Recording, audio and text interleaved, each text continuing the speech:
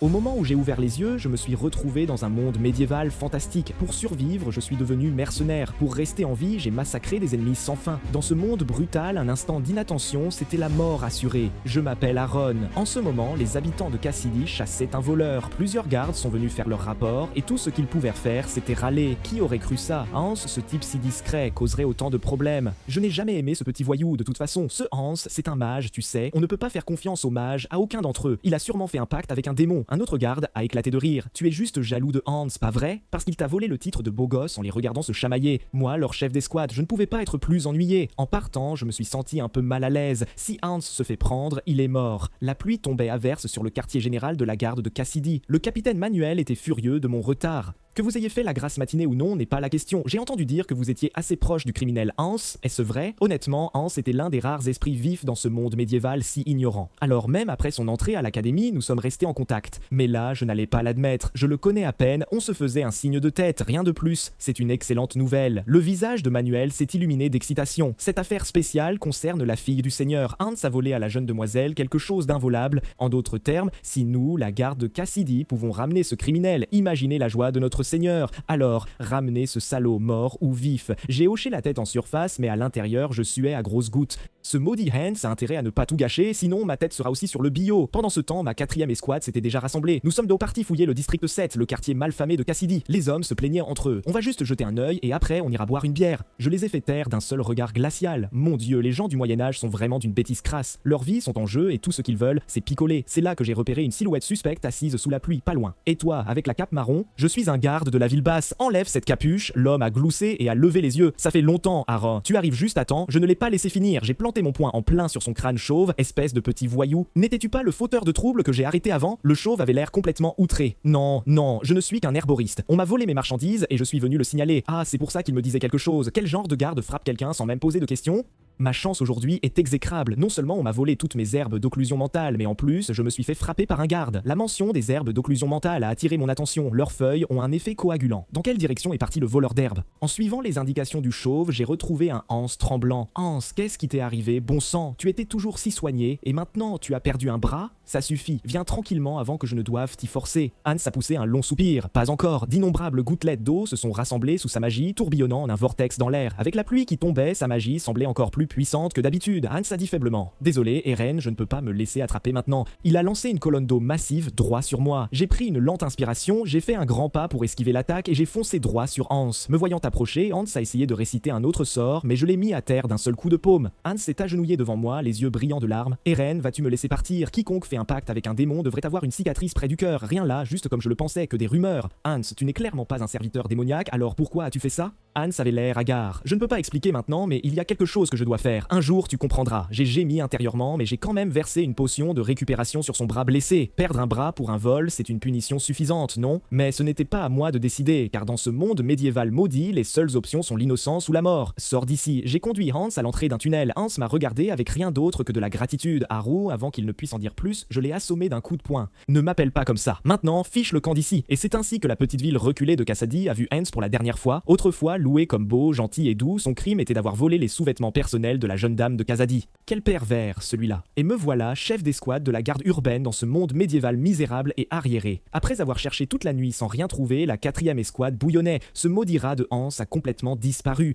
Pendant ce temps, j'étais dans une autre pièce face à un interrogatoire de William. Le magistrat devant moi détenait un pouvoir énorme, que ce soit la décapitation ou la prison à vie. Un seul mot de sa part scellait le destin d'un homme. Maintenant, cet homme à l'autorité écrasante tournait ses soupçons vers moi. J'entends dire que vous étiez assez proche du criminel, Hans. De plus, quand il ne restait que le district 7 à fouiller, vous avez choisi de patrouiller seul. N'avez-vous vraiment rien trouvé dans le district 7? Je n'ai pas bronché. Rien d'autre que de la bouse là-bas. L'expression de William est devenue grave. Écoutez attentivement, dans la ville de Cassidy, quiconque enfreint la loi ou aide un criminel mourra de ma main. Vous feriez mieux de garder ça à l'esprit. Je rageais intérieurement, mais j'ai gardé un sourire sur mon visage. Ce monde médiéval maudit n'a vraiment aucune notion des droits de l'homme. Bon, Hans devrait être loin maintenant. Juste à ce moment-là, un cri de femme a retenti de la taverne voisine. Un voyou avait ses mains partout sur l'aubergiste. Anna se débattait désespérément. Lâche-moi, son compagnon a ricané par derrière. On n'a pas dit d'être doux, la dame vous a mal compris. On vient d'arriver en ville et on cherche à se faire des amis. De préférence le genre avec qui on peut devenir très intime, si vous voyez ce qu'on veut dire. L'aubergiste n'a pu que soupirer. Vous devez être des mercenaires de passage d'une autre région. Vous feriez mieux d'arrêter avant que ça ne dégénère. Ça a mis le rouquin en rogne. Et si je refuse, plus, vous croyez que la garde de la ville va débarquer et jouer les héros? Cette auberge est au milieu de nulle part. Avant qu'il ne puisse finir, j'ai poussé la porte et je suis entré. Le visage d'Anna s'est immédiatement illuminé. Les badauds ont éclaté d'excitation. Ma carrure et l'aura que je dégageais ont figé les mercenaires sur place. 10 jours, ai-je dit calmement à Hannah. Hannah a renchéri aussitôt. 5 jours et vous êtes avec la garde. C'est littéralement votre travail. Voyant que nous les traitions comme des meubles, les voyous ont pété un câble et l'un d'eux m'a balancé un coup de poing. Je n'ai même pas regardé, je l'ai juste attrapé par sa grosse face. Aucune manière, comme tous les crétins médiévaux. Anna, 6 jours de logement gratuit et le dîner de ce soir. Marché conclu. Une fois les termes réglés, j'ai envoyé le chauve voler d'un seul coup de poing. Maintenant, laissez-moi donner à ces vauriens médiévaux l'éducation qu'ils méritent. Les voyous étaient horrifiés par la scène. Les spectateurs ont éclaté en acclamations. Enfin, on attendait ça. J'ai enchaîné les coups de poing sur les voyous devant moi. Il n'y a pas d'hommes médiévaux vraiment mauvais dans ce monde.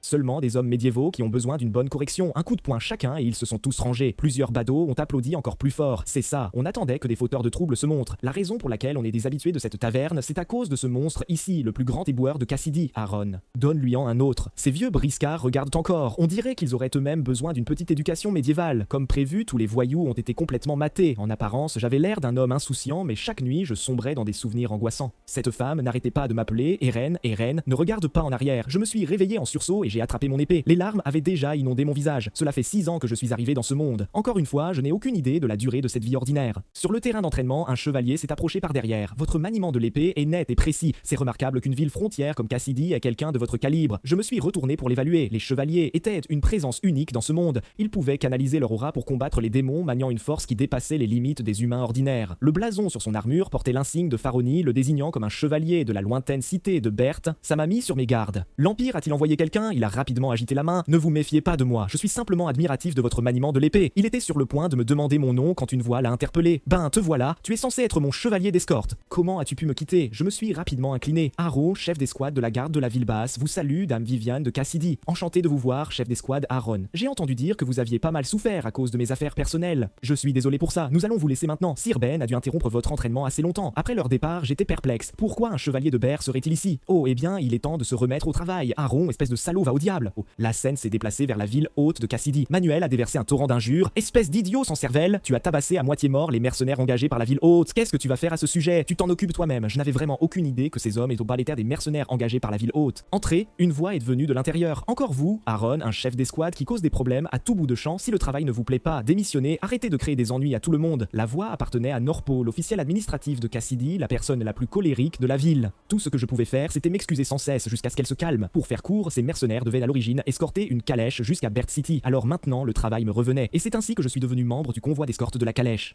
Ça n'avait aucun sens d'avoir autant de monde pour protéger une seule calèche, et à en juger par leur allure, c'étaient tous des mercenaires. L'ampleur de cette opération ressemblait plus à une campagne de guerre. Alors j'ai demandé au rouquin à côté de moi qui était à l'intérieur de la calèche. C'est là que j'ai réalisé que ce type était le même petit voyou à tête de fouine que j'avais tabassé hier. Le surnom a mis Dylan en rogne, mais le souvenir de la raclée d'hier lui est revenu en pleine face. Il a immédiatement reculé. Vas-y, appelle-moi Fouine, grand frère. En soirée, nous avons fait une halte à Knotville, un village en périphérie de Cassidy. Le groupe est tombé dans un tumulte car, malgré sa taille, il n'y avait pas un seul villageois en vue. Serait-ce l'œuvre de démons? Mon expression s'est assombrie. Il se trouvait que j'étais proche d'un enfant de ce village. Soudain, Dylan a repéré du sang sur le sol et s'est mis à hurler. Je lui ai lancé un regard lourd et lui ai dit de ne pas lever la tête. La pièce que nous avions trouvée était remplie de cadavres de villageois, du sol au plafond. Chef d'escouade, Erin, quelqu'un m'a interpellé. Dame Viviane, que faites-vous ici? Je suis sorti prendre l'air et je suis passé par là. Rester en ville m'étouffait. Alors, sur la suggestion de mon père, je me dirige vers Bear City. Peu de temps après, une marmite de ragoût fumant a mis l'eau à la bouche de tout le monde. Tout le monde l'a loué avec enthousiasme, mais Dylan et moi n'arrivions pas à manger. Ils ont des nerfs d'acier, eux. Ils peuvent manger après avoir vu ses corps. Ce n'était que des offrandes. Un vieil homme s'est avancé pour expliquer. Ce que vous avez vu était un rituel, un sacrifice d'humain à un démon. Il s'est tourné vers moi. Mon nom est John. Je suis en charge de cette mission d'escorte. Je ne crois pas que nous nous soyons rencontrés. Je suis Erin, pas un mercenaire. Je fais juste un travail. C'est là que nous avons remarqué la jeune dame dans la nuit. Viviane était d'une beauté à couper le souffle. Connue dans toute la région comme la fleur de l'Est. Même si je savais que cette mission n'était pas simple, je ne m'attendais pas à ce qu'une vraie noble de Cassidy et son chevalier d'escorte soient dans cette calèche. Vous semblez très calme, a observé le vieil homme. Des démons pourraient rôder aux alentours. N'avez-vous pas peur? J'ai répondu calmement. Nous avons un chevalier de notre côté. De plus, tant que j'aurai cette épée et la moindre chance de gagner, je survivrai. Le vieil homme a souri étrangement. Alors j'espère que vous gagnerez chaque bataille.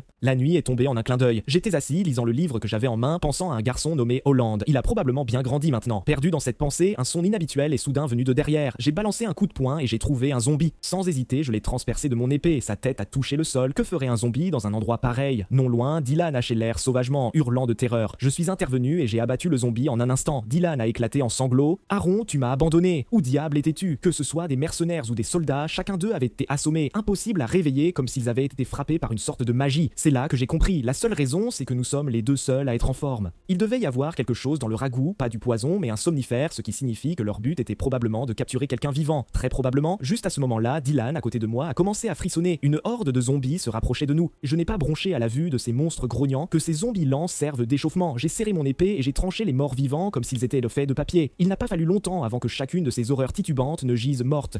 Seule la pluie et un sol jonché de cadavres restaient. C'est là que je me suis retourné et que j'en ai remarqué un qui avait échappé à mon attention. Mais quand j'ai distingué son visage, j'ai figé. L'enfant auquel je pensais, Holland. Il avait vraiment bien grandi par rapport à mes souvenirs. Holland était le fils d'un métayer du village. Il adorait lire. Il disait toujours avec le plus grand des sourires: de toutes les personnes que j'ai rencontrées, vous êtes le plus fort et le plus cool, monsieur. Salut, petit flatteur. J'étais vraiment très attaché à ce gamin. Même après m'être installé à Cassidy, je suis resté en contact avec lui. Je lui avais dit un jour qu'il y avait un endroit en ville appelé bibliothèque, un lieu rempli de livres. J'avais dit que les bibliothécaires passaient toute la journée enfouis sous des piles. Les yeux de Holland s'étaient écarquillés d'envie. Je veux être ce bibliothécaire. Ce genre de travail te conviendrait parfaitement. À toi, le rat de bibliothèque. Fais de ton mieux. Et pourtant, le garçon qui portait autrefois de si beaux rêves en était arrivé là. Je n'ai pu que ravaler mon chagrin et abattre ma lame pour lui accorder la paix. J'avais entendu dire que les démons se nourrissent de la peur des humains. Mon père m'a frappé, m'avait dit Holland un jour, parce que je lui avais dit que je voulais être bibliothécaire. Il disait qu'un fils de métayer ne pouvait être qu'un métayer. Me souvenant de tout cela, j'ai serré le garçon, maintenant un zombie contre moi, et je l'ai tenu fort. Je suis désolé, je ne suis pas un héros. Je ne suis pas un chevalier, je ne suis qu'un garde dans une ville frontière. À ce moment-là, Dylan avait réussi à réveiller tous les mercenaires. Ils se sont jetés dans la bataille contre la horde de zombies, puis une violente explosion a déchiré la zone où la dame séjournait. Des flammes s'élevaient vers le ciel. Repose en paix, Holland. J'espère qu'après ton départ, rien de tel ne te trouvera plus jamais. Cette dette, je la réglerai pour toi. Au même moment, les escortes de Viviane tombaient une par une. Seul le chevalier Ben restait debout, seul. On dit que quelqu'un convoitait la jeune dame. C'est pourquoi nous l'envoyons dans notre cité de Burt. Je ne m'attendais pas à ce que les rumeurs soient vraies. Même en quittant la ville si discrètement, ils nous ont quand même retrouvés. Mais lever mon épée pour défendre une dame, c'est la joie et le rêve d'un chevalier. Qu'importe si mon prochain adversaire est un démon répugnant. Le démon Kutan a souri faiblement. Tu parles beaucoup pour un chevalier. Gagner du temps ne guérira pas tes blessures. Non seulement tu as été poignardé par ma lame enduite de venin, mais tu as aussi mangé le ragoût. Cette drogue devrait te rendre somnolent à l'heure qu'il est. Penses-tu encore avoir une chance? Le bras démoniaque de Kutan se tordait, d'innombrables yeux bougeants et grouillants à l'intérieur. Puis il s'est jeté sur Ben de toutes ses forces. Ben a repoussé de tout son être seulement pour constater que son aura n'atteignait à peine la moitié de sa force habituelle. Mais peu importait, il devait juste frapper les parties de Kutan qui n'avaient pas été corrompues par le démon. Pourtant, au moment même où Ben a enfoncé son épée dans la gorge de Kutan, une main cramoisie se refermait déjà autour de son cou. Ridicule, pensais-tu que frapper la chair me tuerait? Je suis le grand Kutan. Tu pensais vraiment pouvoir me vaincre, un simple chevalier? Ben était sur le point d'être étranglé quand je suis enfin arrivé. Je suis là pour venger Holland, sois un gentil garçon et meurs, pas un mot de plus. J'ai balancé mon épée droit sur le crâne du démon, ce qui l'a mis en rage. Une main rouge sang a percuté ma lame. Pour qui te prends-tu, bon sang? Mon coup a atterri sur la tête de Kutan et le sang a jailli. Son bras a commencé à enfler. Bon sang, gâcher du sang précieux sur quelqu'un qui n'est même pas un chevalier. Je dois livrer cette fille tout de suite. J'ai déferlé de fureur et ne lui ai laissé aucun répit. Je vais venger Holland. J'ai été rapidement repoussé par la force écrasante du démon, mais j'ai réussi à lui tailler une entaille massive sur la poitrine. Vas-y, essaie de te régénérer. Régénère-toi une fois et je te couperai encore. Kutan a hurlé d'agonie. Il commençait à me craindre parce que le démon dans son bras avait commencé à se nourrir de son sang. À ce rythme, il le consumerait entièrement. Je pensais que tu étais censé être coriace. Il s'avère que tu n'es qu'une mauviette. Encore une fois, la vengeance de Holland. Kutan, bloquant à peine le coup, a commencé à trembler. Qui est Holland? Pourquoi te donnes-tu autant de mal? Et toi, tu n'es clairement pas un chevalier, alors pourquoi es-tu si fort? Kutan a finalement atteint sa limite. Au moment où j'allais lui porter le coup de grâce, le vieil homme du dîner s'est interposé devant moi. Non pas que ça m'ait surpris, je me demandais quand tu allais montrer le bout de ton nez. Le vieil homme s'est jeté sur moi furieusement, sa lame balançant. Si tu ne t'étais pas mis en travers de notre chemin, nous aurions déjà fini. Pendant que nous nous affrontions, Kutan a saisi l'ouverture et a lentement commencé à récupérer, mais le démon avait déjà consommé plus de la moitié de son corps. Trop tard, je n'ai plus besoin de ton corps. J'ai déjà jeté mon dévolu sur un réceptacle bien plus délicieux. Pendant ce temps, mon épée s'était brisée sous la pression incessante. Au moment où le vieil homme pensait que la victoire était à portée de main, je me suis retourné et j'ai enfoncé mon poing en plein dans son crâne. Alors qu'il perdait connaissance, sa dernière pensée fut qu'il avait eu le malheur de rencontrer un monstre comme moi. À ce stade, j'étais complètement épuisé. La créature devant moi semblait avoir été entièrement consumée par le démon, désarmé face aux moqueries du démon. Je charge quand même, tant qu'il me reste un souffle, je t'arracherai ton œil dégoûtant. Ma conscience a commencé à s'estomper, j'ai senti l'expression du démon passer de la menace à l'amusement. Des souvenirs scellés parallèles ont commencé à se dérouler dans mon esprit. Des camarades tombés au combat de mes jours de mercenaires, luttant côte à côte, le désespoir qu'ils avaient laissé derrière eux est devenu le carburant du démon. Sentant que quelque chose n'allait pas, je suis revenu à la conscience en sursaut. La zone autour de moi était chaotique et trempée de sang. Ben m'a vu reprendre conscience et s'est précipité pour s'enquérir de mon état. Ta respiration devenait de plus en plus faible, je te croyais mort. Je me suis examiné, rien ne semblait anormal, j'avais même perdu le souvenir de ce qui venait de se passer. La bonne nouvelle, c'est que le démon semblait bel et bien mort. Peu importe, du moment que ça se termine bien. Mais au fait, pourquoi ce démon s'en est-il pris à notre jeune demoiselle si naïve? Elle dort encore à point fermé, la coquine. Ben m'a dit que ce n'était pas mon affaire et que je n'avais pas besoin de savoir. Quoi qu'il en soit, Ben me devait désormais une fière chandelle. Au final, il m'a exprimé une gratitude sincère et respectueuse à mon égard, c'est ce que j'ai reçu. Après cette épreuve, les corps des villageois furent traînés sur la place du village et incinérés. Une fois tout cela terminé, je ne pouvais m'empêcher d'avoir des doutes. Sacrifier tout un village pour invoquer un démon juste pour sauver la vie d'un seul noble de Cassidy. Ce n'était vraiment pas une affaire simple, loin de là. Une fois tous les corps traités, nous sommes retournés à Cassidy. Nous avons fait croire au monde extérieur que Ben avait vaincu le démon. Après tout, à part nous deux, il n'y avait aucun autre témoin. Ça m'arrangeait parfaitement, cette histoire. Si on apprenait que j'avais eu un contact avec un démon, ça n'aurait fait qu'empirer les choses. Au final, non seulement j'avais survécu cette fois-ci, mais j'avais aussi empoché un petit bonus, et je m'attendais bien à ce que Dylan soit fichu. Mais d'une manière ou d'une autre, ce salaud s'était caché sous un tas de cadavres et s'en était sorti vivant. Alors que je pensais que ce n'était qu'une mission de routine, un œil de démon apparu sur ma poitrine à un moment inconnu m'a fait frissonner. Puis cet œil s'est mis à parler, lentement. « Oh, comment vas-tu » Ah, le choc était trop fort. J'ai immédiatement tiré mon épée pour l'arracher, mais le démon n'a pas eu la moindre peur. « Oh, c'est ça, un peu plus haut, parfait. » Finalement, je me suis effondré sur mon lit, vaincu. Mais qu'est-ce que tu es, bon sang? Ne me dis pas que tu es ce démon de tout à l'heure. Les êtres ignorants ont tendance à me désigner ainsi, en effet. Une sueur froide a parcouru mon corps. Super, génial. Cette chose a dû me sauter dessus pendant que j'essayais de lui arracher l'œil. Écoute-moi bien, sors de mon corps tout de suite ou je vais t'arracher la chair autour de toi avec ça. Le démon a expliqué, ce n'est pas à toi de décider. De plus, il me faudra un certain temps pour me relocaliser. Combien de temps? Un certain temps. Environ 100 ans, à peu près. Va au diable. Le démon s'est empressé de me calmer. Calme-toi d'abord. M'avoir en toi n'est pas aussi grave que tu le penses. Laisse-moi te dire quel genre d'existence je suis. Exactement. Alors que le démon exerçait son pouvoir, une faible lueur verte m'a entouré. C'était de l'aura. Un pouvoir que seuls les chevaliers pouvaient utiliser. Comment un démon pouvait-il faire ça? Mais après avoir libéré juste un filet d'aura, l'œil du démon haletait déjà. C'est ça, l'éjaculation précoce, version démoniaque. En bas, la voix de Hannah était montée jusqu'à moi. Eren, descends, il y a quelqu'un du monastère de la cathédrale de Cassidy qui te cherche. Avant qu'elle ne puisse finir, l'envoyé du monastère montait déjà les escaliers. Roturier de basse extraction, un noble souhaite t'accorder une audience. Ne traîne pas. Lord Ben requiert ta présence. Bouge-toi avant qu'il ne puisse finir. Mon poing a rencontré son visage. Tu es une vraie horreur, sale métisse. Repose-toi un peu, je sors tout de suite. Bon, ça m'a surpris. Il s'est avéré que ce n'était qu'un laquais de Ben. Si c'est lui, il doit vouloir partager la récompense pour la capture du démon avec moi. Je déteste faire des histoires. Si tu te sens vraiment mal, donne-moi juste ma part de la récompense. Ben a juré ses grands dieux. Je sais. Dès que la récompense arrivera, tu seras le premier que j'appelle. Nuit ou pas, il a quand même un côté humain décent, ce type, sans mêler. Encore loin, j'ai demandé nonchalamment. Jez a froncé les sourcils. Pourquoi tu continues à m'appeler sans mêler? Tu aimes ça? Ça veut dire moitié noble, moitié pas. Tu es le fils illégitime d'un fils illégitime de noble, tu vois? Jez hurlait intérieurement. Je vais tuer cet homme. Et juste comme ça, nous sommes arrivés à la cathédrale du soleil. Oh, l'enfer, cet endroit. J'ai un démon qui vit en moi. Moi, Aaron, tu es enfin là. Je t'attendais. Désolé de t'avoir appelé de nulle part comme ça. Tu as l'air vraiment surpris. Voici le grand prêtre Brian de la cathédrale du soleil. Dis bonjour. Et voici Johanna, inquisitrice de l'hérésie. Tous deux sont largement connus pour leur dévotion. Soudain, Johanna s'est avancée lentement vers moi et a levé le poing. Il est descendu, tapotant doucement le sommet de ma tête. Une bénédiction personnelle de l'inquisitrice de l'hérésie elle-même. Quel honneur, vraiment. Cela a conclu les cérémonies et nous sommes passés à ce qui m'intéressait vraiment. Ceci est un gage d'appréciation de notre ordre en reconnaissance de ton service distingué, l'insigne de poitrine dorée, un trésor du dieu soleil. Suis-je vraiment autorisé à accepter quelque chose d'aussi précieux? Bien sûr, tout ce que nous demandons, c'est que si notre ordre rencontre des problèmes, tu nous prêtes ta force sacrée. Grand prêtre, à partir de ce jour, vous êtes le père de ma foi, mon guide spirituel. Dans la scène suivante, je portais déjà l'insigne vêtu d'une armure impeccable. Même mes subordonnés pensaient que j'étais sorti pour dévaliser quelqu'un. Cet insigne est une relique sacrée du dieu soleil, imprégnée de pouvoir divin. Je fixais mon verre de bière, perdu dans mes pensées. Mon dieu, la bière pression bien fraîche me manque tellement. La tavernière Charlotte a bavardé. Récemment en ville, il y a apparemment eu une bande de tricheurs au jeu. Il y a une auberge dans le district 5 appelée la Sirène Malade.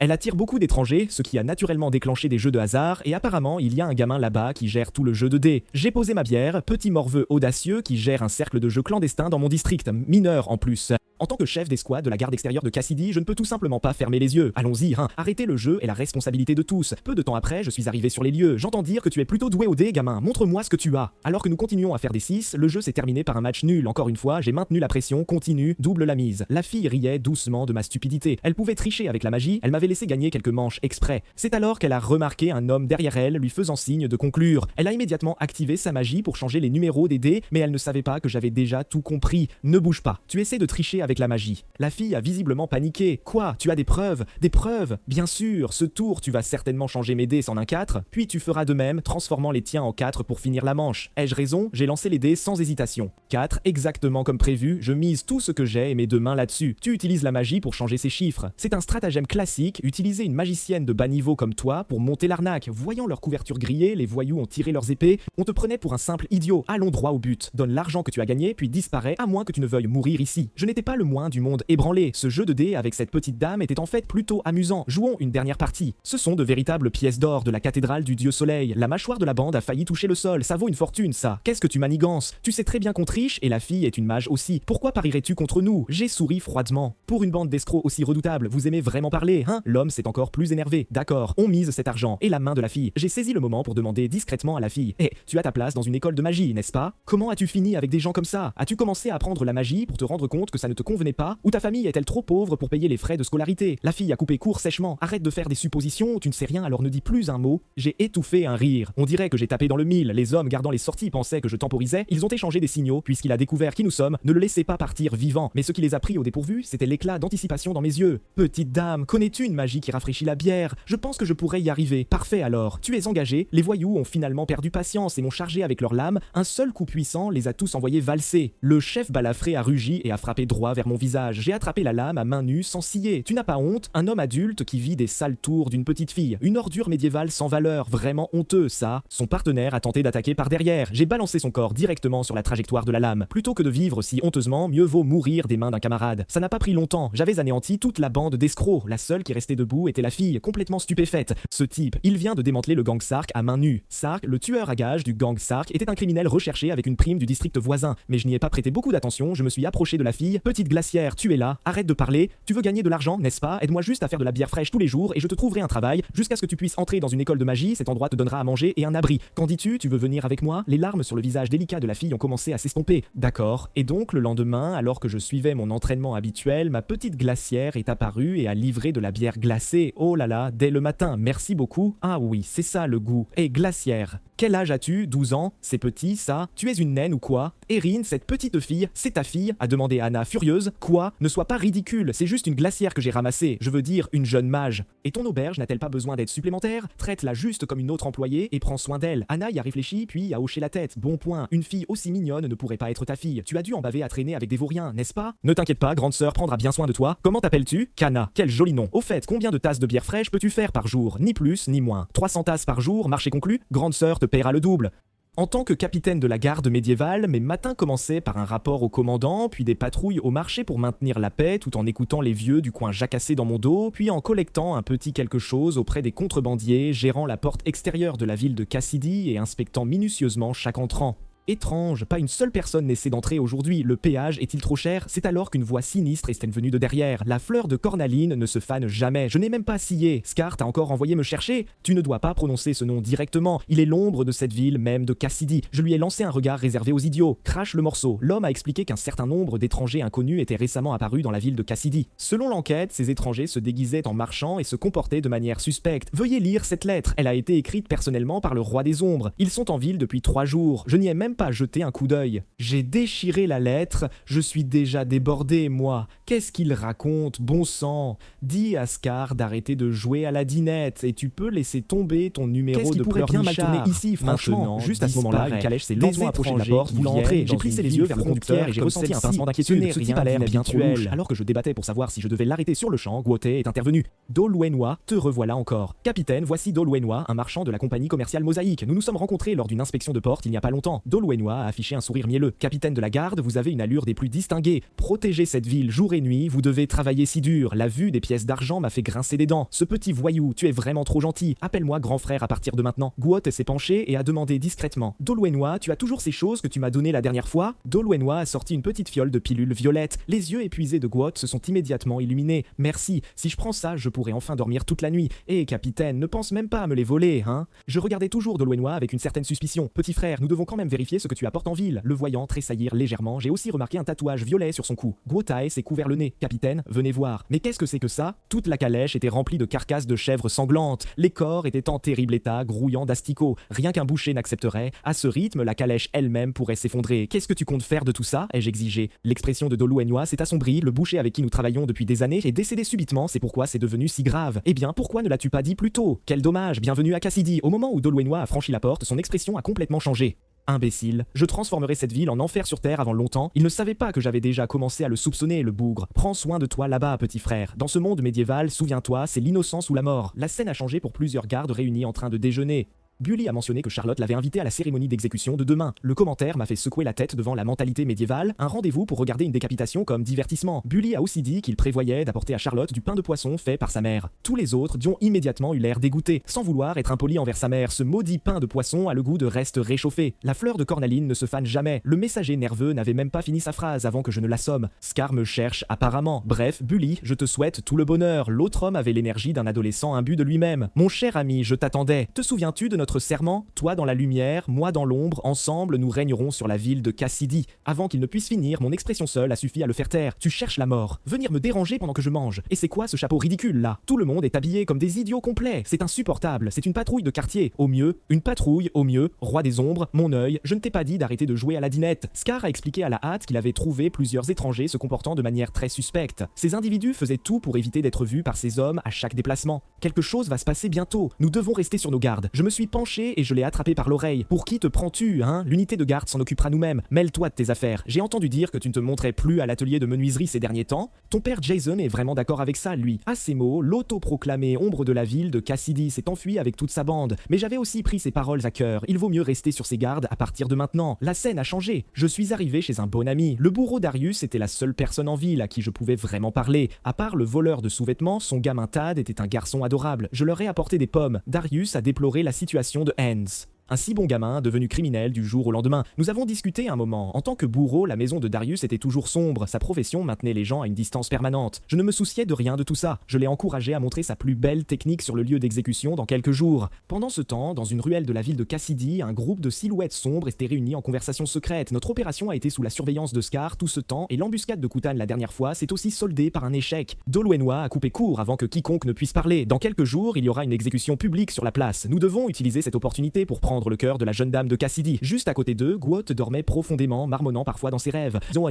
Une fois que les gens médiévaux de la ville eurent goûté à la joie de la bière glacée, Cana est devenu un succès instantané, comme je m'y attendais. La taverne de Hannah a connu une augmentation massive de ses affaires grâce à cela. Elle avait suivi mon conseil et étalé de la confiture de fraises sur le pain qui s'est vendu rapidement. Quand elle a demandé d'où me venait une idée si brillante, je ne savais pas comment l'expliquer, car les gens ici mangeaient déjà du pain trempé dans le sang des condamnés. Mais Hannah avait une autre question en tête. Pourquoi j'avais recueilli la petite fille, Cana? De son point de vue, je ne semblais pas être le genre à me décarcasser pour les autres. La question m'a fait m'arrêter et réfléchir. Il y a très longtemps, j'ai un jour ramassé un chaton errant sur le bord de la route. Cana me donnait un sentiment un peu similaire à cela. Avant que Hannah ne puisse réagir avec surprise, Ka m'a interpellé. Capitaine, c'est notre jour de congé. Pourquoi sommes-nous tous appelés? Ne me dis pas qu'on est là pour vendre de la bière et du pain. J'ai expliqué qu'une lettre de dénonciation était arrivée. Considérez-vous comme des agents infiltrés. Signalez-moi tout ce qui est suspect. Mais pourquoi seulement toi et Paul? Où sont passés tous les autres? Ka a répondu platement que Bully était certainement occupé à draguer Charlotte et que Guotae était définitivement assommé de sommeil. La scène a avancé, le jour de l'exécution était presque là. Tad avait réussi à se faufiler dans la prison pour calmer les condamnés anxieux. Ne vous inquiétez pas, tout le monde. Mon papa a déjà coupé plusieurs centaines de têtes. Ne vous en faites pas. Il s'assurera que ce sera fini en un seul coup net, complètement indolore. Les condamnés ne pouvaient plus se contenir et ont commencé à hurler sauvagement. Mais avec les bâillons, personne ne pouvait comprendre un mot de ce qu'ils disaient. Cher client, le temps est presque écoulé. La coupe de cheveux est sur le point de commencer. La cérémonie de décapitation était en cours. Le grand et imposant bourreau a levé sa lame et l'a abaissée. Le sang a giclé en arc de cercle et la foule en bas a éclaté en acclamations. En cette ère médiévale pourrie, l'exécution publique servait d'exutoire à la rage longtemps contenue des citoyens.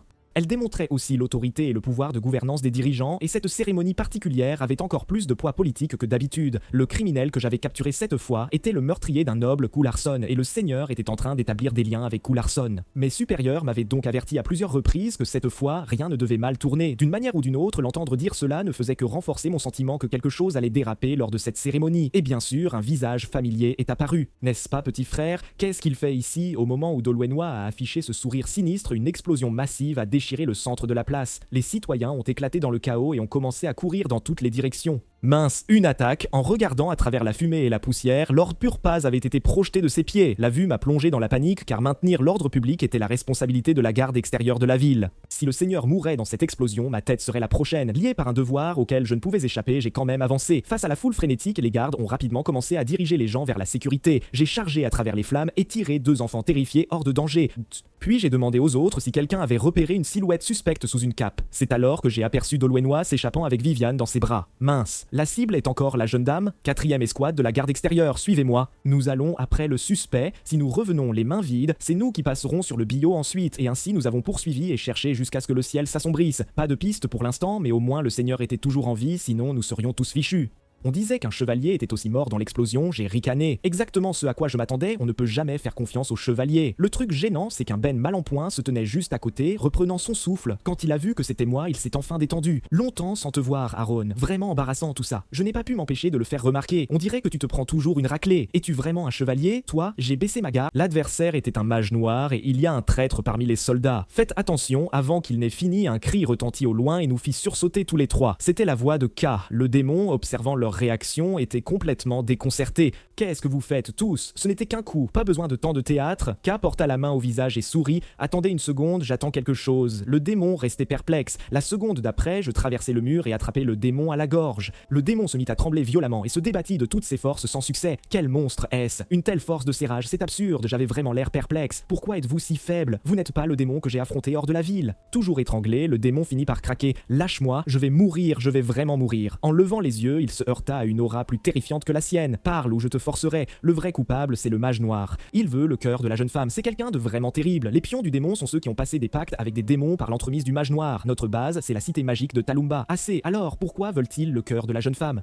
Sur ce point, je ne suis pas sûr, je vous le jure, croyez-moi, s'il vous plaît. Très bien, vous avez été assez coopératifs, je vous relâche, vous autres. Emmenez-le. En clair, le petit frère était un mage noir qui utilisait des subordonnés démoniaques comme Larbin. À peine cela commençait-il à entrer que quelqu'un s'approcha lentement de moi. Capitaine, vous êtes là, soirée tranquille, je vois. Je vous ai dit de ne pas dormir si longtemps, ce n'est pas sain. Il disait qu'il n'y pouvait rien et s'avança tout doucement. Capitaine, savez-vous à quel point c'est affreux de ne pas pouvoir dormir? Quand on manque de sommeil, même les yeux grands ouverts, on ne se sent pas éveillé. C'est comme errer dans un rêve ou traîner un brouillard épais dans la tête, tout devient tellement flou. Sur ces mots, Guotei dégaina soudain son épée et se rua sur moi. Laisse-moi t'envoyer dans un rêve dont tu ne te réveilleras jamais. Bonne nuit, capitaine. Quand Guotei était jeune, une terrible famine avait frappé sa famille. Il n'y avait rien à manger, même pas des racines d'arbres.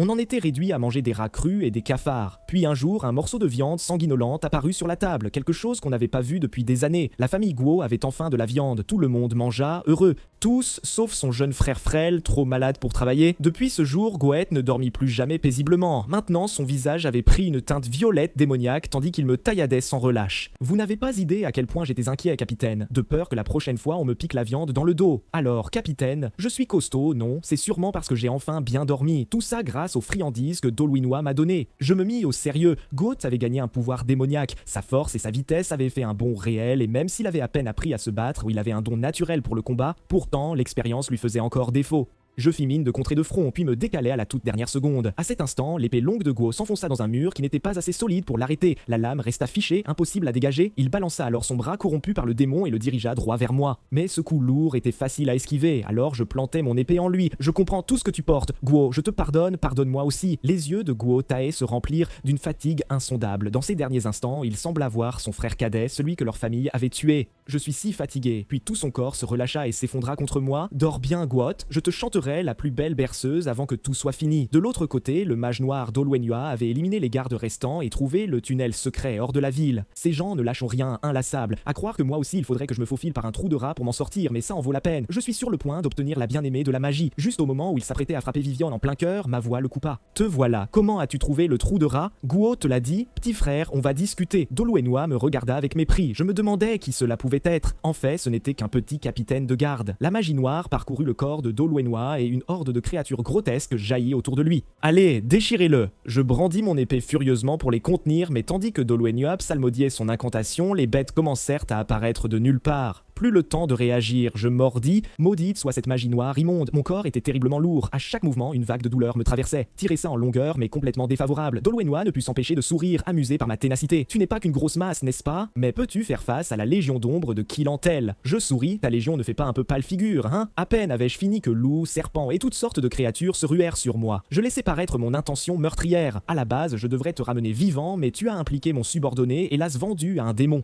Alors je te condamne ici même, à mort, sale ordure. Après une rafale de frappes sans pitié, la légion d'ombre fut réduite à néant. Doluenoi se mit à transpirer à grosses gouttes. Il lança un autre sort et déchaîna sa magie noire. D'innombrables tentacules, violacés, collants et répugnants m'enlacèrent en un instant. Alors, ça te plaît? C'est la triple malédiction. Même des chevaliers n'en viendraient pas à bout. Tu vas être aplati ici même. Mais presque aussitôt, les tentacules dont il était si fier se mirent à gémir. Je les déchiquetai sans pitié. Ta fameuse malédiction? Je n'ai pas bien entendu. La mâchoire de Doluenoi se crispa. Espèce de salaud insupportable, je ne te laisserai pas continuer. Il fracassa au sol une fiole rouge contenant un petit doigt coupé. Ce qu'il y avait dedans se mit aussitôt à se tortiller, puis un énorme dragon rouge sang en jaillit. La bête avait été invoquée à partir du doigt d'un évêque suprême. Toi, tu n'es qu'un capitaine de garde de Baran. Voyons voir comment tu vas gérer ça. J'usais de toute mon agilité pour éviter les attaques du dragon, je levai mon épée et frappai de toutes mes forces le corps de la bête, mais il resta intact. Merde. On n'arrive même pas à l'entamer, les méthodes normales ne marcheront pas. Cette prise de conscience me frappa, je pris une longue et lente inspiration, puis je sautai droit dans la gueule du dragon. La bête m'engloutit avec un bruyant glouglou. Doluenoi afficha un sourire satisfait. Quel imbécile, il a sauté lui-même. Une fois à l'intérieur, je toquai sur l'œil du démon enfoui dans ma poitrine. Sors, démon inutile, tu as craché ta puissance une fois, puis tu t'es tu. Tu devrais en rougir, dépenser prématurément, démon, tu vas me rendre cette puissance maintenant? Non, le démon parla d'une voix plate, toujours aussi arrogant.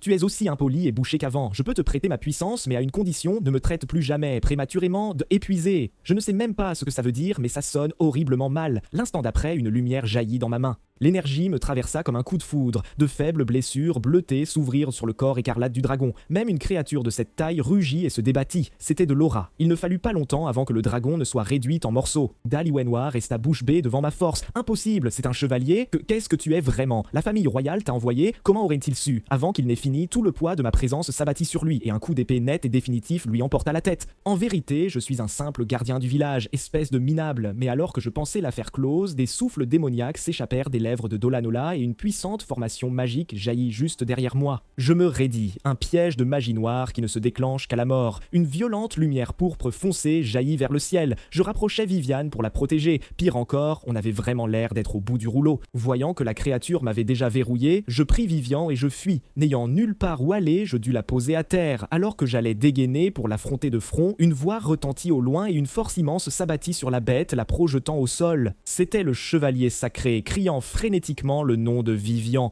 L'inquisiteur de l'hérésie était aussi arrivé. Tous deux lancèrent une attaque combinée sur la créature grondante. J'observais derrière un arbre. Voyant Vivian vouloir s'approcher, je compris qu'on pourrait facilement me prendre pour son ravisseur. Je n'eus pas le choix, je la rendormis d'un bon coup, peut-être un peu trop fort, eh bien, il faudra maquiller ça. Une fois tout arrangé, je m'éclipsai discrètement, capitaine de la garde quittant son poste. Au revoir, quand le chevalier et l'inquisiteur eurent fini, l'aube était déjà là. Le chevalier trembla et fondit en larmes. « Madame, où êtes-vous » C'est alors que l'inquisiteur distingua la silhouette de Vivian dans les arbres. « Madame, ça va? Serait-elle morte » Une semaine plus tard, le complot du mage noir avait été complètement démantelé et l'équipe de recherche regagna l'auberge le moral à zéro. Comment pouvions-nous savoir que c'était un mage noir? Quoi qu'il en soit, tout est revenu dans l'ordre. Le seigneur, qui avait fendu l'air comme un aigle, est miraculeusement ressorti indemne et sa fille Viviane aussi s'en est sortie. En plus, grâce à mon faux témoignage, la mort de Guaté a été consignée comme un sacrifice héroïque contre le démon et sa famille a perçu une indemnité de décès. Les gars de l'escouade en ont été très émus.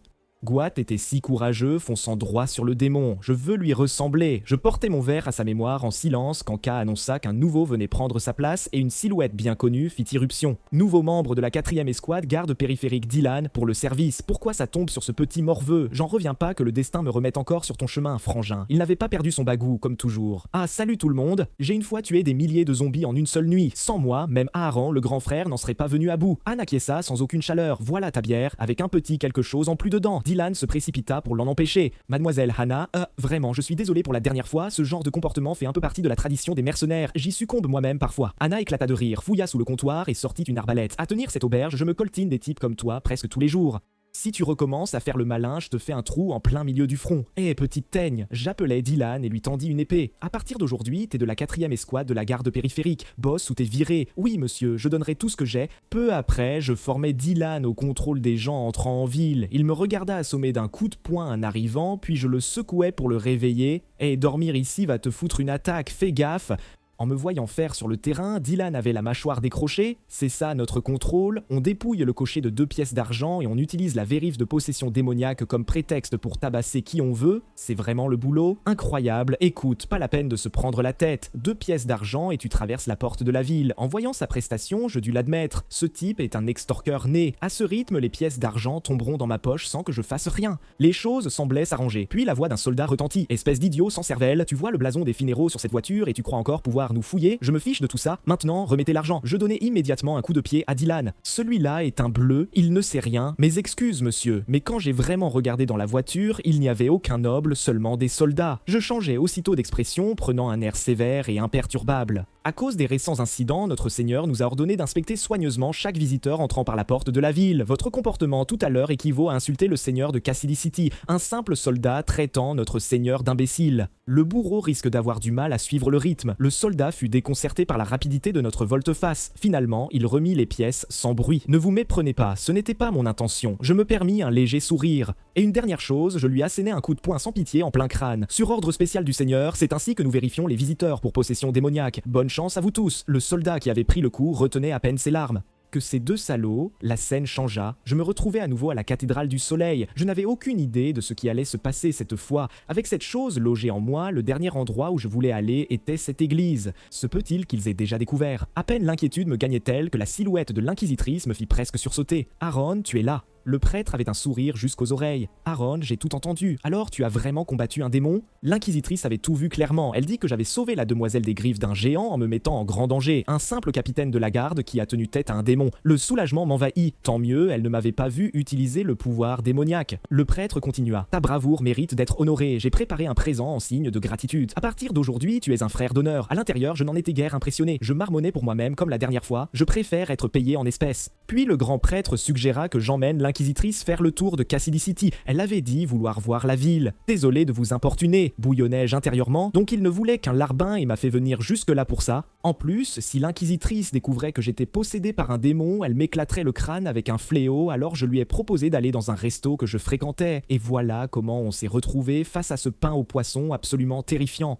C'était aussi ma meilleure stratégie pour qu'on ne se rapproche jamais. Je l'ai regardée croquer dedans, elle a aussitôt commencé à transpirer, cette mine était priceless, ne m'en veux pas. Tu ne manges pas, murmura-t-elle, les yeux prêts à me dépouiller vivant. Bien sûr que si, voyons, je me forçais à retenir mon haut le cœur et à bourrer le pain dans ma bouche. L'inquisitrice ne céda pas non plus. Enfin, c'était fini, et nous nous effondrâmes tous deux sur nos chaises, totalement lessivés. Bien joué, inquisitrice. Le patron entra. C'est prêt, vous en voulez une autre? L'inquisitrice fila hors du resto comme un lapin effaré, et alors que je me sentais fier, une nouvelle assiette de pain poisson fut déposée devant moi. Autant m'être fait écraser le crâne par un fléau aurait été préférable à ça. Depuis que je suis frère honoraire, ma garde-robe s'est raffinée, et apparemment cette robe me vaut des réductions dans pas mal de boutiques.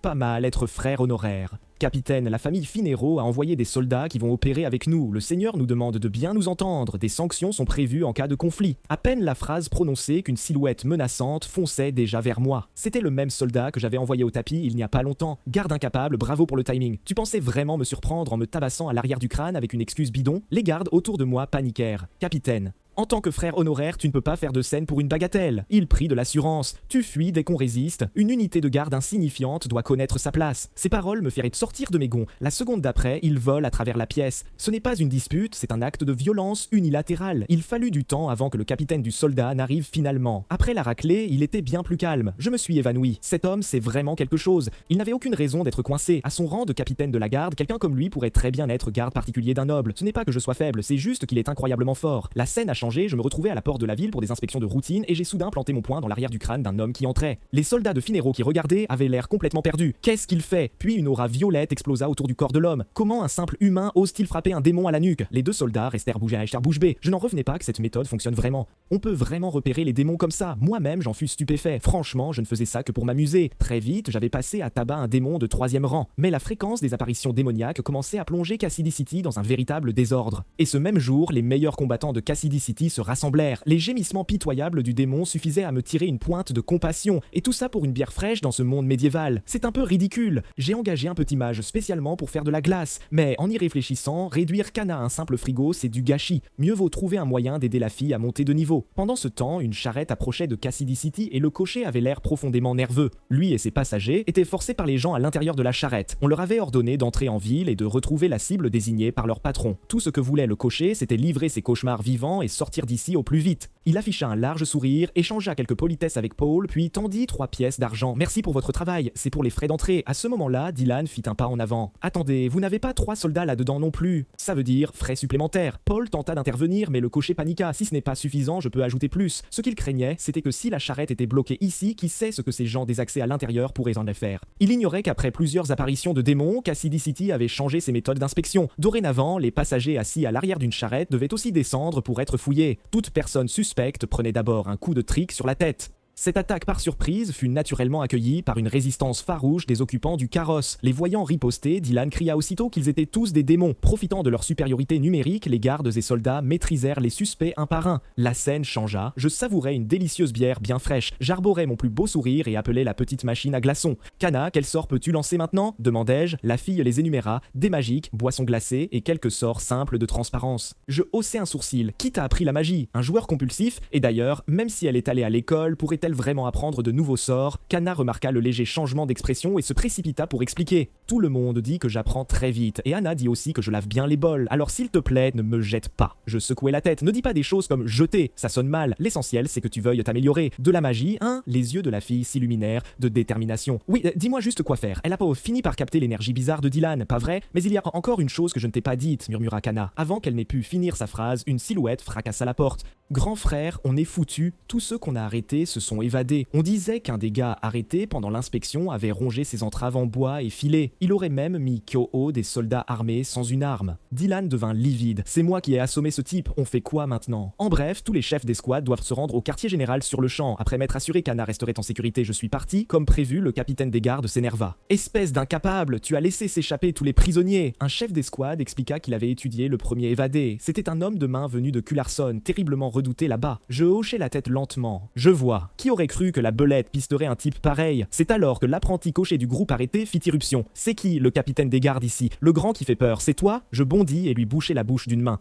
Quelle petite insolence, sans aucune politesse. Les enfants au Moyen-Âge se débrouillent en tout seuls. Ou quoi? Mon maître n'a rien fait. Faux. Sauvez-le, s'il vous plaît, cria le gamin aux cheveux roux. Nous sommes cochers, on essaie juste de travailler. On nous a forcés à laisser ces gens monter. En entendant ça, j'ai tout compris. Son maître n'était autre que ce radin de Lévi. Mais selon les lois de Cassidy, une fois qu'un prisonnier s'évade, on ne peut pas laisser filer qui que ce soit qui lui soit lié. Pendant ce temps, les évadés sprintaient loin des gardes et avaient atteint un endroit isolé. Lévi haletait. Pourquoi m'ont-ils traîné? Je n'ai jamais eu l'intention de m'évader. Certains marmonnaient que les gens de Cassidy faisaient peur, qu'ils brisaient des crânes lors des perquisitions et que dans leur métier, faire preuve de clémence te faisait passer pour un faible. À ce moment-là, un coup de sifflet soudain les fit sursauter. Avant qu'ils n'aient réagi, une silhouette imposante avait déjà bloqué leur fuite. Vous n'êtes que des gardes? Nous sommes 7. Ils se dressèrent, comptant sur leur nombre. En peu de temps, tous les condamnés furent de mis à terre. De là où ils se tenaient, Lévi pâlit. Cet homme, ce ne peut pas être Ruffy et Aaron. Si, parmi tous ceux qu'un évadé pouvait croiser, fallait que ce soit ce démon-là. Alors qu'il se préparait au pire, je l'attrapai simplement par le col. Tu brailles, pourquoi? Et pourquoi t'être enfui, au juste? Quelle galère! Ton apprenti vient te chercher, vas-y! Retrouver son apprenti fit comprendre quelque chose à Lévi. Même si Eren jurait comme un charretier et était brutal, on ne pouvait pas juger l'homme sur son comportement.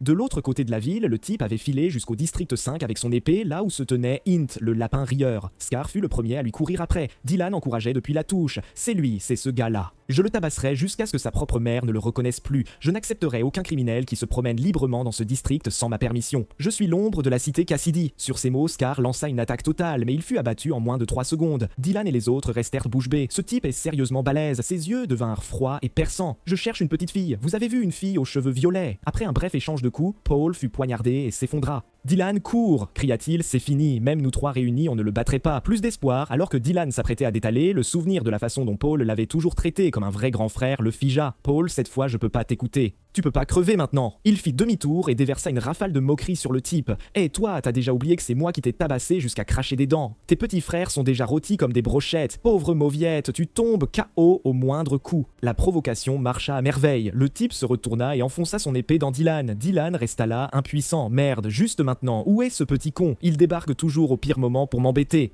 Aaron, salaud, pourquoi t'es parti au moment où j'avais vraiment besoin de toi? Un point jaillit de nulle part et fracassa la figure du type, le projetant plusieurs pas en arrière. Grand frère, Dylan éclata en sanglots. Va-t'en, Vaurien, j'ai entendu tout ce que tu as dit. Dylan fit aussitôt le mort. Le type était furieux. Vous voulez tous crever ou quoi? Me moquai-je. Alors c'est toi, la mauviette aux jambes molles, qui s'est fait mettre au tapis par ce petit con? Même battu, t'as pas besoin d'avoir l'air aussi pitoyable. Il y a même des éclats de bois là-bas. J'ai profité qu'il soit distrait et je lui ai décoché un coup. Pendant qu'il mettait toute sa force à bloquer, je lui ai balancé un coup de pied en plein poitrine, puis je l'ai saisi par le col et envoyé valser. Même après ça, il a réussi à retomber sur ses pieds. Pour quelqu'un de ton calibre, comment t'as pu te faire assommer par ce petit fouineur? Pourquoi venir jusqu'à un endroit comme celui-ci? Tu comptes devenir paysan ou quoi? Il n'y a pas de terre ici. Je cherche quelqu'un, dit le fixeur, une jeune fille aux cheveux violets courts. Vous l'avez vue, ça m'a sauté aux yeux, les voyous avec qui elle traînait venaient aussi de Cullarson. Envoyer un fixeur jusqu'ici pour une petite mage miteuse. En voyant ma réaction, sa colère monta. Donc, tu la connais, emmène-moi à elle ou je... Avant qu'il ait fini, Dylan enfonça son épée dans le cœur du fixeur. Espèce de salaud, tu pensais vraiment pouvoir toucher ce gamin aux cheveux violets? Toi encore, je vais te tuer, mais la blessure était trop grave. Il ne put pas se relever, le lendemain, Dylan exposa ses bandages en fanfaronnant à propos de ses exploits. J'ai vu ma chance et planté mon épée dans la poitrine du type, le sang giclant de partout. C'est alors que j'ai poussé la porte pour aller voir les blessés, et j'avais apporté un pain au poisson très spécial. Tu vas tout manger pour moi, murmura Scar faiblement. T'en as acheté 3? Je jeûne. Tu ne peux pas manger, capitaine, vous en avez un aussi maintenant. Un peu plus tard, Dylan essaya d'engager la conversation avec Kana. Mademoiselle, vous êtes vraiment ravissante. La fille l'ignora complètement. Une bière fraîche devant moi, je demandais à la jeune si elle avait des rêves, ce qu'elle voulait devenir, ce qu'elle voulait faire, par exemple devenir chevalière ou dame noble. Kana avait l'air un peu perdu, mais sa réponse fut nette. Je veux rester en vie, je souris, bien, alors je ferai ma part. Toi fais la tienne aussi. Quelque temps plus tard, j'allais acheter une potion magique. Le vendeur demanda 90 pièces d'argent. Tu l'achètes ou pas? Sinon, dégage. Ne me fais pas perdre mon temps. J'ai failli frapper le moine sur le champ. Heureusement, un autre moine intervint pour calmer la situation. C'est le frère honoraire demandé personnellement par le grand prêtre Brian et l'inquisiteur de l'hérésie. Au final, je suis reparti avec la potion pour 50 pièces d'argent, vraiment une affaire bénie. Frère Irons, je vous suis très reconnaissant, grâce à vous, j'ai fait une sacrée bonne affaire. Frère Irons a expliqué que l'abbé venait à Cassidy City, alors tout le monde était pressé et de mauvaise humeur. Je l'ai regardé s'éloigner ensuite et je n'ai pas pu m'empêcher de penser. Il y a donc des gens normaux ici aussi. J'avais toujours supposé que ce n'était que le grand prêtre Brian et l'inquisiteur. Tiens, parler du diable, l'inquisiteur était justement là en train de mâcher un morceau de pain. Elle m'a remarqué, je me suis levé lentement, puis elle m'a tendu un morceau de pain avec des yeux totalement sincères. Après ça, elle s'est éloignée tout doucement. Qu'on la regarde comme on veut, cette femme n'était pas tout à fait normale. Après l'incident avec le fixeur, le magistrat a explosé de rage. Pendant tout le mois à venir, personne n'aura de jour de congé. Tout le monde avait l'air anéanti. C'est complètement déraisonnable. Il y a des limites à punir ses subordonnés. Puis le magistrat se tourna soudain vers moi. Eren, Norpo te cherche. Ah, Eren, tu es là. Le sourire de mon supérieur était étrangement éclatant. Maintenant, écoute bien, cette chose ici, ça s'appelle une porte. Si tu l'ouvres, tu peux entrer dans l'espace que tout le monde utilise et pour l'ouvrir, c'est très simple. Il suffit de tourner la poignée. J'ai timidement fait remarquer que tout le monde le savait déjà. Tu dis savoir, alors pourquoi tu défonces le mur à chaque fois au lieu d'ouvrir la porte? Tu te rends compte du nombre de murs que tu as détruits?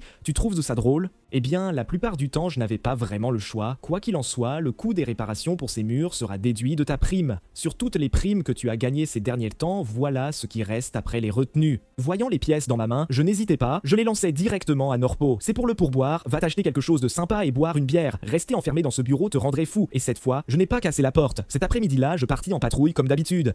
Ce n'était pas aussi divertissant que les inspections de la porte où l'on pouvait ramasser de l'argent en toute légitimité, mais les patrouilles avaient leur charme. Chaque jour, ces gens d'un autre âge arrivaient provoquer des histoires pour des broutilles. Alors que deux jeunes allaient en venir aux mains, j'intervins en affichant un large sourire. D'accord, calmez-vous tous les deux, celui qui gagne la bagarre a raison, je parie une pièce d'argent que le petit va gagner. Un groupe d'enfants a déboulé en délire, Aaron arrive, courez, tout le monde, il vous mangera s'il vous attrape. Les enfants de Cassidy m'avaient bel pris pour une sorte de troll des montagnes. Alors que l'ennui commençait à poindre, une querelle a éclaté pas loin, l'un de vous trois a volé ma cuillère en argent, lequel d'entre vous? Oh, Aaron, parfait timing, aide-moi à y voir clair, ces gens m'ont volé ma louche en argent, elle se transmet dans ma famille depuis des générations.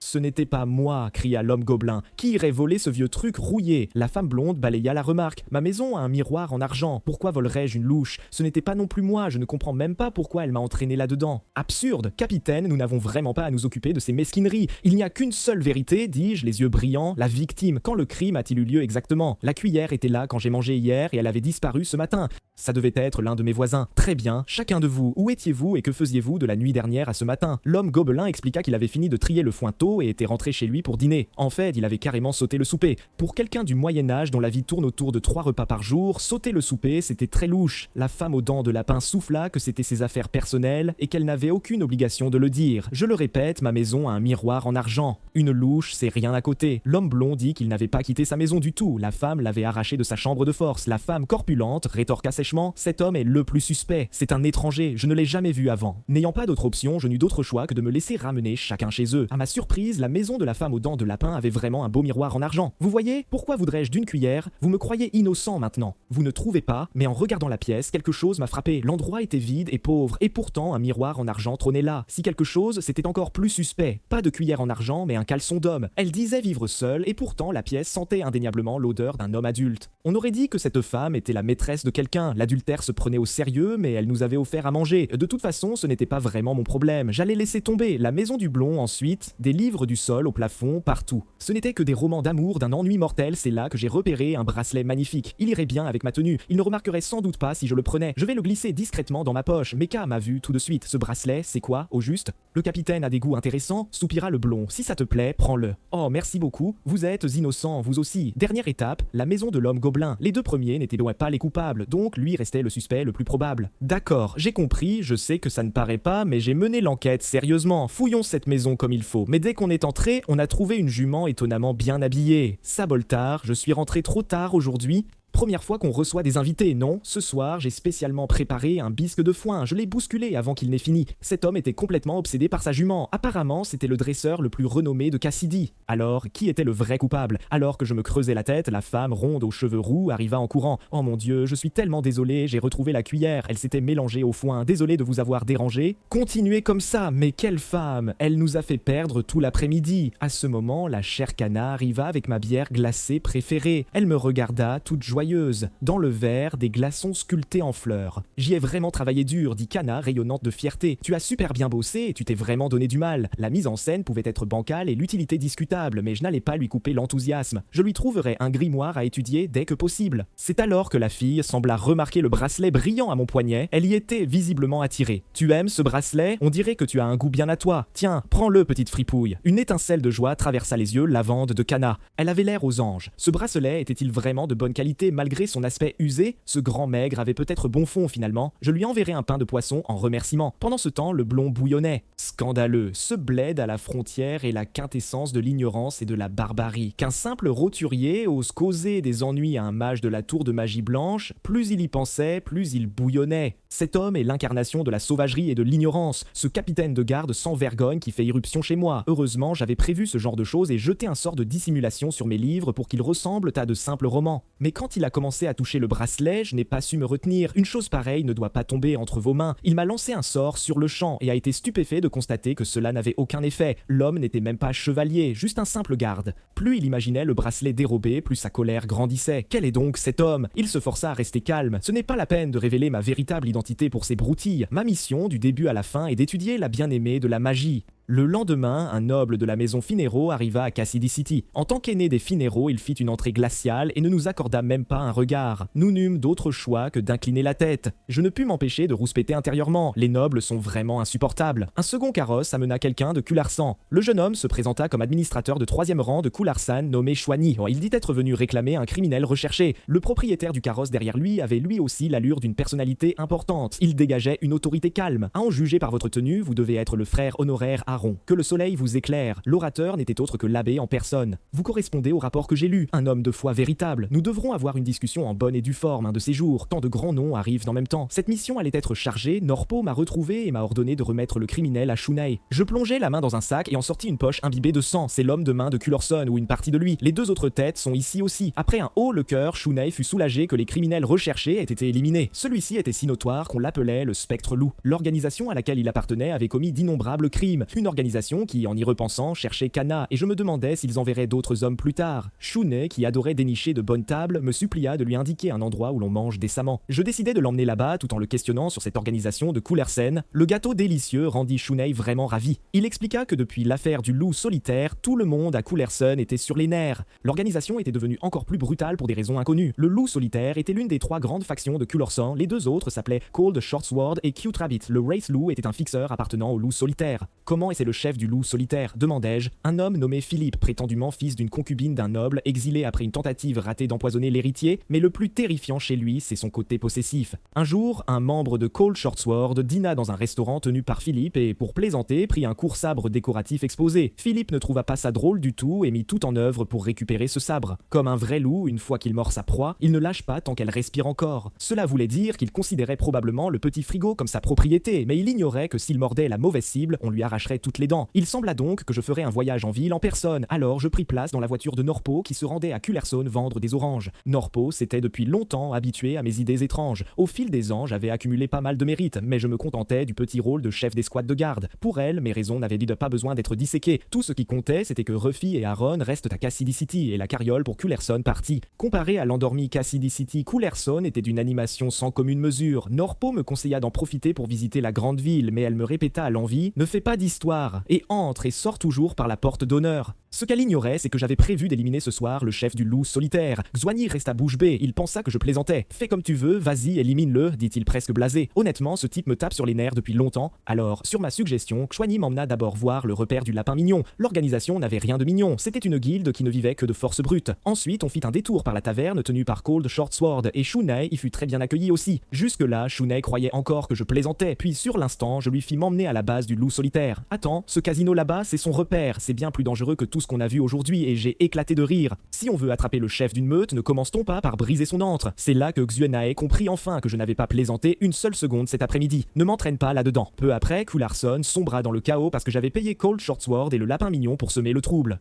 Mais quoi qu'ait été le vacarme, un grand homme resta immobile à l'entrée du casino. Il s'appelait Kei Rin, le gardien du loup solitaire. Il observait le tumulte dehors qui ressemblait à l'éclatement d'une guerre, entièrement impassible. Même si la guerre éclatait, son rôle était simplement de rester ici. Il était le gardien du loup solitaire. Je m'avançai vers lui avec un sourire détaché. Alors, la soirée se passe bien? Beau boulot, j'ai veillé sur la ville, il se passe beaucoup de choses, et pourtant, toi, pas bougé d'un poil. Karine n'a pas scié, il m'a pris pour un ivrogne, mais mon boulot, c'est de faire le piquet. J'ai pas pu m'empêcher de le taquiner un peu. Les autres organisations n'ont personne à leur porte. On dirait que le chef de loup solitaire est une vraie poule mouillée. Il a peur de mourir, c'est ça? Surveille tes paroles. Je n'ai jamais vu personne d'aussi cruel que lui, et il est increvable. Il possède une arme magique, n'importe qui, peu importe sa force, sera incinéré en un instant. Mais plus terrifiant encore, c'est le chevalier qui le protège. La main droite de cet homme est foutue, et il boit comme un trou, mais il mérite toujours son surnom d'épée humaine. En plus, 40 membres de l'organisation lui servent de bras droit et de bras gauche. Personne ne peut toucher le boss. Ayant recueilli ces précieuses infos, j'ai tapoté Karine et l'ai remercié. Merci Karin, en te voyant, je me revois plus jeune. Je suis content d'être venu te parler. Je m'assurerai que le prochain boss soit au courant de tes contributions. Et puis, rien n'est immortel en ce bas monde. Chevalier, noble ou empereur, tous finissent par mourir un jour. C'est bien le moins. Si Philippe meurt vraiment, quitte ce boulot et repart de zéro. Prends le temps de bien réfléchir. Karine me fixait perplexe. Parce que j'étais entré sans encombre et qu'il ne m'avait pas arrêté. Mais son devoir était de rester là, sans bouger. À l'intérieur du casino, je ne ressentais que décadence, un luxe ostentatoire, une indulgence démesurée. Je me suis frayé un chemin discrètement, sans hésitation, plus profondément. Beaucoup de membres de Loup Solitaire étaient partis gérer le chaos causé par épée courte froide et les autres. J'avais aussi renvoyé le guide Dunet à l'auberge en avance. Maintenant, il était temps de passer aux choses sérieuses. En y pensant, j'ai soudain repéré un ivrogne affalé sur un escalier en train de boire. Ses yeux étaient vitreux et il n'arrêtait pas de rôter. D'après les infos, vous devez être le chevalier. Voyons ce que vous avez dans le ventre. L'homme s'est levé en titubant. Sa main droite abîmée tremblait légèrement même en soulevant une bouteille. Exactement comme je l'avais entendu, une épave complète. En revanche, moi, je m'entraînais sans relâche chaque jour.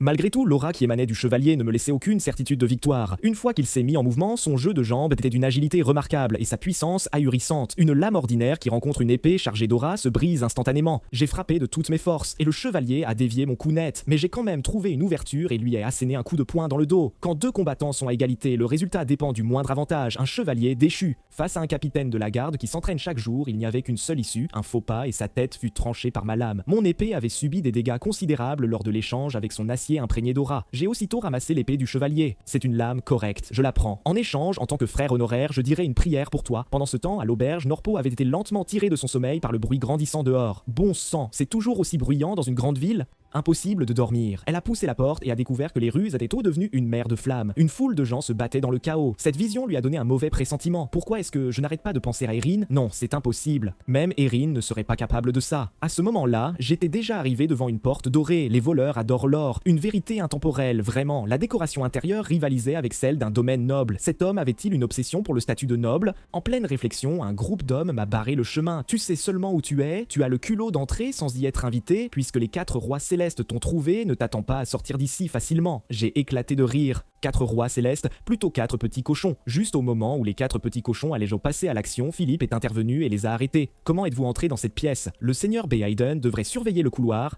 J'ai répondu platement, je n'ai croisé personne portant ce titre. Là-dessus, le boss a vite reconnu l'épée. Quel dommage, j'ai dépensé beaucoup d'argent pour ce chevalier. Que me voulez-vous ? Oh, juste vous ôter la vie. Le boss n'a montré aucune colère. Il a souri, intéressant, vraiment fascinant. Il s'est avancé lentement vers moi. Vous voulez me tuer ? Êtes-vous sûr de vous ? Derrière moi se tient le comte B et Arlo, administrateur de premier rang pour Anhui, et même l'abbé en personne. Remontez assez loin et même la famille royale a des liens avec moi. Pouvez-vous résister à leur influence ? Agenouillez-vous et léchez mes chaussures et je pardonnerai généreusement votre insolence. Avant qu'il ne finisse sa phrase, sa tête était déjà tranchée par ma lame, le sang a giclé et les 4 petits cochons se sont mis à couiner. Tu m'as pratiquement offert ta tête sur un plateau, tu pensais vraiment que ce genre de menace fonctionnerait sur moi. Quel dommage pour toi. J'étais déjà recherché par des gens bien plus terrifiants et ce bien avant aujourd'hui. Juste à ce moment, des flammes ont jailli devant mes yeux, c'est donc ça l'arme magique dont Karen parlait. Avancez, mes 4 rois cochons, l'entretien d'embauche officiel pour le nouveau chef de loup solitaire commence maintenant. Énumérez vos qualifications, ceux qui ne seront pas sélectionnés auront droit à un joyeux feu de joie. Les 4 ont commencé à se disputer, chacun voulant surenchérir. L'un se vantait d'avoir tranché des centaines de têtes, un autre prétendait être expert en enlèvement, puis soudain, l'un d'eux a planté sa lame dans le dos d'un compagnon sans prévenir. La cruauté dans ses yeux a attiré mon attention. Oh, mon nom est Dante. La plupart des opérations réelles de loup solitaire passent par moi. Donnez-moi le poste de chef. Le lendemain, les administrateurs tenaient une réunion faisant le bilan des pertes des affrontements interorganisations de la nuit précédente. Shunae est entré en pleine réunion portant une boîte cadeau. Les supérieurs étaient mécontents. C'était un roturier et il était en retard. Ses collègues se sont moqués de lui, le trouvant ridicule, surtout avec cette boîte. Mais le contenu de la boîte a laissé toutes les mâchoires de la pièce tomber par terre. À l'intérieur se trouvaient sans aucun doute les têtes de Philippe et d'autres membres de loup solitaire. Inutile de chercher Philippe. Philippe est juste ici. La nuit d'avant, Dante m'avait demandé ce qu'il fallait faire de loup solitaire à l'avenir. Débrouille-toi tant que personne ne vient chercher le petit frigo, j'ai fait ce que j'avais à faire. Oh, et occupe-toi de l'administrateur de 3e rang, Shunae. Pareil pour le portier, Kairin. Maintenant, va construire quelque chose qui en vaille la peine. Nouveau chef. Dante était sidéré. Ensuite, une fois que tu seras de retour, je te ferai des rapports réguliers et j'y joindrai quelques pièces d'argent à chaque mise à jour. Sur le chemin du retour, Norpo m'a demandé si j'avais causé des problèmes à Kularson. C'était quoi toutes ces armures, d'ailleurs? Nous parlions et rions quand quelque chose a semblé fixer notre carrosse droit devant. Des flèches à pointe de pierre ont transpercé les parois du carrosse. On dirait qu'on est tombé dans une embuscade. Ces flèches étaient si minables que même des mercenaires auraient honte de les utiliser. Seuls des gobelins recouraient à ce genre de munitions. En scannant la zone, j'estime qu'il y en a une vingtaine, probablement un village de gobelins pas loin. Sans hésiter, j'ai tiré mon épée et je les ai taillés en pièces. Mais quelque chose clochait. Avec des gobelins normaux, une fois que 6 d'entre eux étaient éliminés, les autres abandonnaient et se dispersaient. Ceux-ci étaient bien plus agressifs. Il n'a pas fallu longtemps avant que chaque gobelin en vue ne soit anéanti. En regardant le sang noir sur ma lame, j'ai réalisé que ces créatures avaient été manipulées par quelque chose, c'était clairement un résidu de magie noire. Étant donné qu'un mage noir avait déjà infiltré la ville de Cassidy auparavant, nous avons décidé de retourner directement à Cassidy. Nous découvririons ce qui se passait une fois arrivés là-bas.